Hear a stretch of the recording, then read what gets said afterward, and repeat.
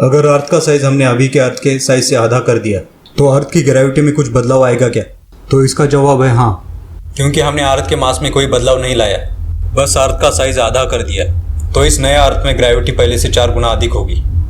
चलिए ऐसा मानते हैं कि हमने अर्थ को छोटा करके इतना छोटा कर दिया कि उसका डायमीटर 1.8 सेंटीमीटर हो गया, तो अर्थ का ब्लैक होल बन जाएगा।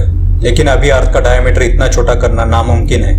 तो चलिए आज हम जानेंगे हमारी यूनिवर्स के ऐसे मासिव ऑब्जेक्ट के बारे में जिससे ब्लैक होल कहते हैं। चलिए सबसे पहले जानते हैं ब्लैक होल होते क्या है। ब्लैक होल हमारे यूनिवर्स के सबसे मासिव ऑब्जेक्ट होते हैं जिनकी ग्रेविटी इतनी ज्यादा होती है कि कोई भी चीज एक बार ब्लैक होल के अंदर चली जाए तो बाहर नहीं आ सकती, और तो और लाइट पार्टिकल भी एक बार ब्लैक होल के अंदर चले जाए तो बाहर नहीं आ सकते। आपको अब लगता होगा कि ये कैसे पॉसिबल है कि लाइट पार्टिकल एक बार ब्लैक होल के अंदर चले गए तो बाहर नहीं आ सकते। तो चलिए इस उदाहरण से समझते हैं। कोई भी ऑब्जेक्ट अर्थ के ग्रेविटेशनल फील्ड से बाहर निकलने के लिए उस ऑब्जेक्ट की वेलोसिटी 11 किलोमीटर पर सेकंड होनी चाहिए, जो कि अर्थ की एस्केप वेलोसिटी है। तो चलिए ऐसा मानते हैं कि हमने अर्थ को कंप्रेस करके उसका साइज एक बीन्स की इतना कर दिया, मतलब हमने अर्थ का मास जो 10 लाख टन है वो एक बीन्स के आकार में कंप्रेस कर दिया। तो इस स्थिति में अर्थ की एस्केप वेलोसिटी 3 लाख किलोमीटर पर सेकंड से भी ज्यादा होगी। इसका मतलब ये होगा कि इस अवस्था में लाइट पार्टिकल भी अर्थ की ग्रेविटेशनल फील्ड से बाहर नहीं आ सकते। ऐसी ही अवस्था होती है ब्लैक होल की, जिसकी एस्केप वेलोसिटी 3 लाख किलोमीटर पर सेकंड से भी ज्यादा होती है। इस वजह से कोई भी चीज ब्लैक होल के बाहर नहीं आ सकती। अब ये सवाल आता है कि इतने मासिव ऑब्जेक्ट बनते कैसे हैं? अगर सिंपल भाषा में बोलूं तो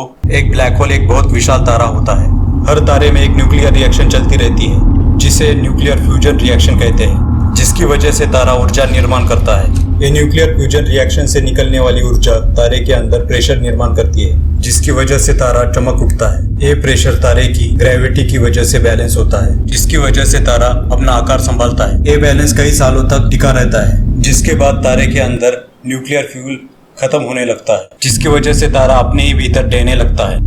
और आखिरकार जब वो खुद में इतना ढह जाता है कि उसमें से लाइट भी बाहर नहीं आ सकती और तारा मर जाता है, और तब बनता है ब्लैक होल। तो अब सवाल ये है कि हर तारा मरने के बाद ब्लैक होल क्यों नहीं बनता? तो इसका जवाब है किसी भी तारे को ब्लैक होल बनने के लिए जरूरी है उस तारे का मास जो कि चंद्रशिखर लिमिट से ज्यादा होना चाहिए।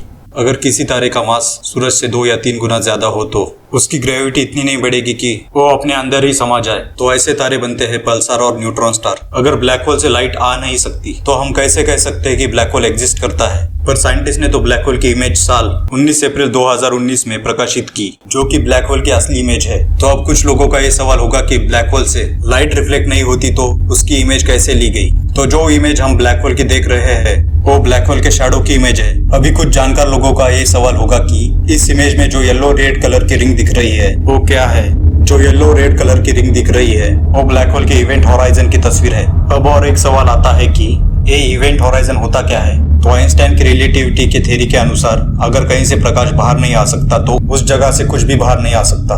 ग्रेविटी सब कुछ अंदर समा लेगी, मतलब टाइम और स्पेस का एक ऐसा प्लेस तैयार होगा कि वहां से बाहर निकलना नामुमकिन होगा। उसी को हम ब्लैक होल कहते हैं और उसकी सीमा रेखा को हम इवेंट होराइजन कहते हैं। ब्लैक होल से बच के निकलने की कोशिश करने वाली लाइट इसी इवेंट होराइजन के साथ कोइंसाइड होती है। उसी लाइट को हम इस इमेज में देख रहे हैं। लेकिन अब इतना मासिव ऑब्जेक्ट जो प्रकाश को भी अपने अंदर समा लेता है, तो अब सवाल ये आता है कि ऐसा मासिव ऑब्जेक्ट क्या कभी मरता है?